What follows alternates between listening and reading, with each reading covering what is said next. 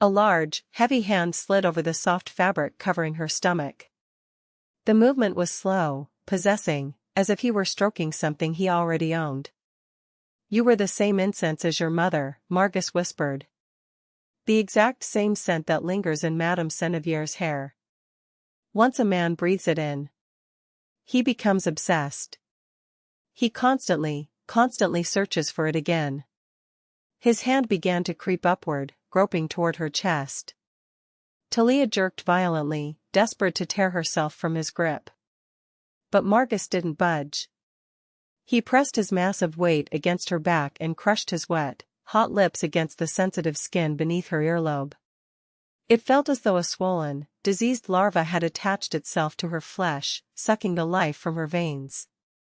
Her body convulsed in a frantic, uncoordinated struggle. Varkas grunted and roughly threw her to the floor, crushing her beneath his weight. The small table overturned with a crash, shattering the wooden puzzle they had spent hours assembling into 100 scattered pieces. Talia scrambled backward, her arms and legs flailing like a woman drowning in a dark sea. She fought with every ounce of her strength to escape the savage pressing her into the carpet, but he grabbed her ankles and yanked her violently back beneath him. She stared up at him in sheer, unadulterated horror. A primal, paralyzing terror seized her, the terrifying realization of how easily, how utterly, she could be physically overpowered. "Calm down, try not to move," he panted. He pinned her wrists to the floor with one hand and seized her jaw with the other. She desperately tried to wrench her face away, but his grip was like iron. He squeezed her cheeks until her mouth was forced open, and roughly shoved his thick, wet tongue inside. Her throat convulsed with a violent revulsion. It felt as though a massive, suffocating slug had been forced into her mouth. She didn't even have the courage to bite down on the disgusting intrusion. Tears welled in her eyes, blurring her vision as she choked on her own sobs. Varkas, grinding his muscular body against hers, drew ragged, excited breaths. "Ah. Madame Seneviere. How I have missed you." His free hand crawled beneath the hem of her skirt. The touch of his rough palm against her bare skin sent violent tremors racking through her frame.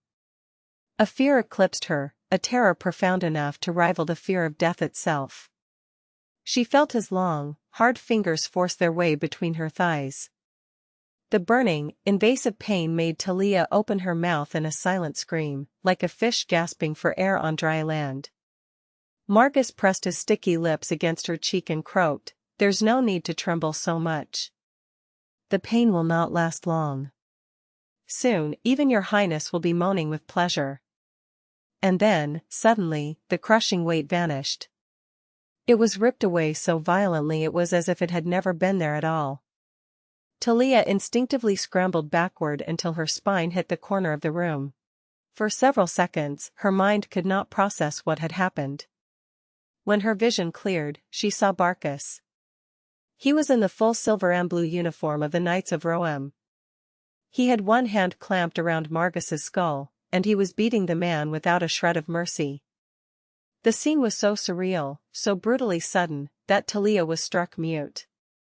Varkas's previously neat, handsome face was already disfigured. Blood spurted from deep abrasions on his skin, as if Varkas had dragged his face across a wall of jagged stone. A sickening, wet rattle escaped from the nobleman's wide, pain-distorted mouth. "Wait. I just wanted to talk." Varkas twisted his hand in Vargas's hair and violently slammed his skull against the stone wall. The dull, heavy thud echoed through the room as Vargas's face was reduced to a bloody, unrecognizable ruin. Talia clamped her hands over her mouth to hold back a scream. "Talia," Varkas said. He didn't raise his voice. He didn't even take his eyes off the bloody mess in his hands. "Go to your room." His voice was so smooth, so utterly devoid of passion, that it was impossible to reconcile with the terrifying violence he was inflicting.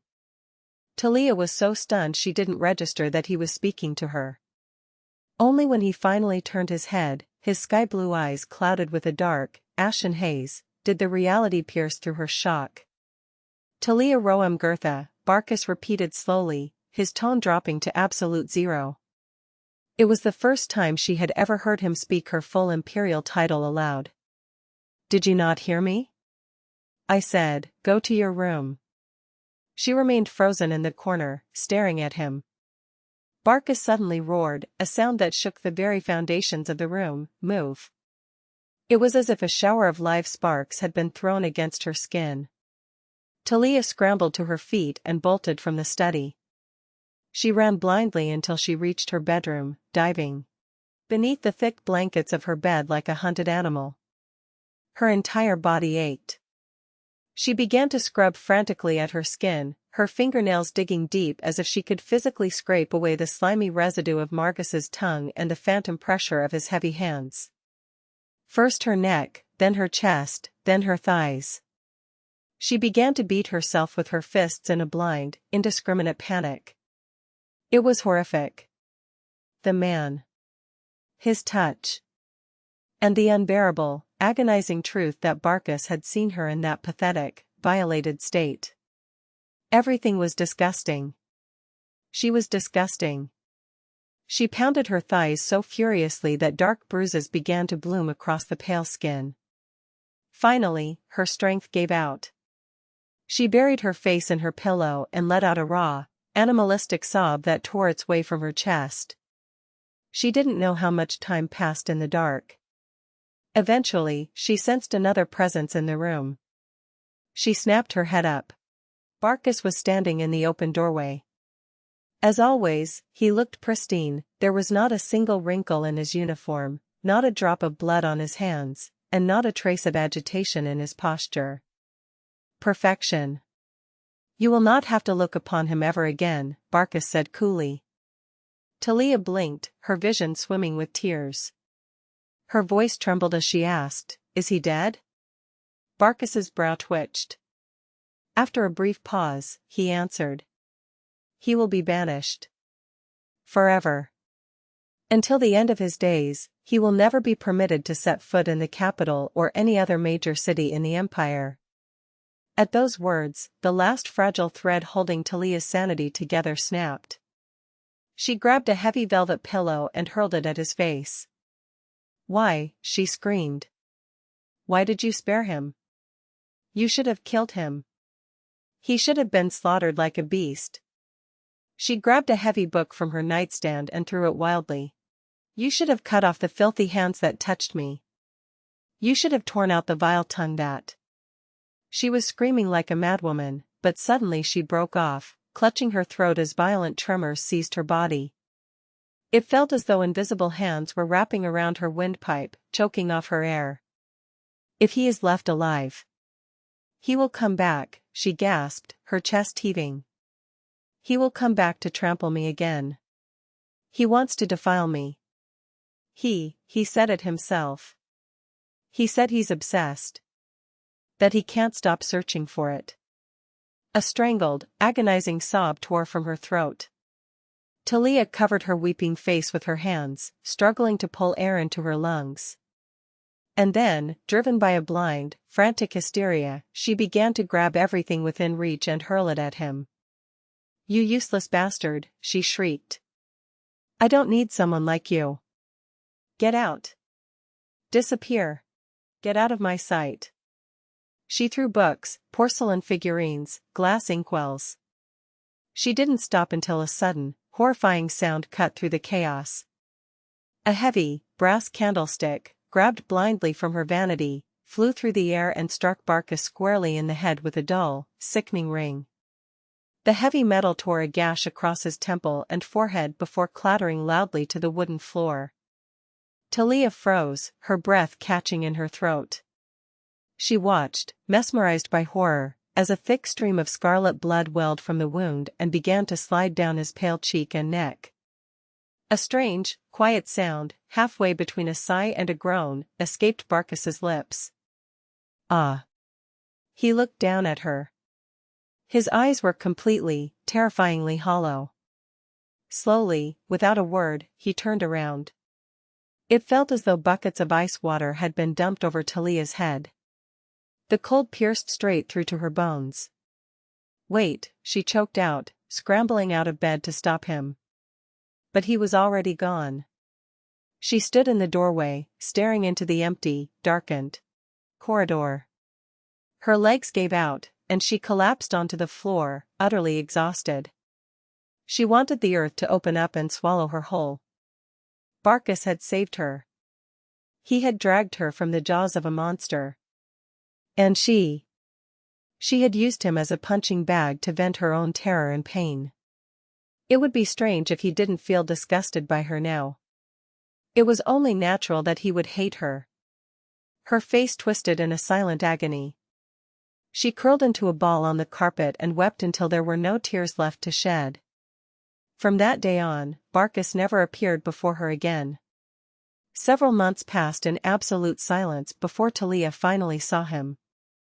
It was at the grand ceremony appointing the new commander of the Empire's knightly order.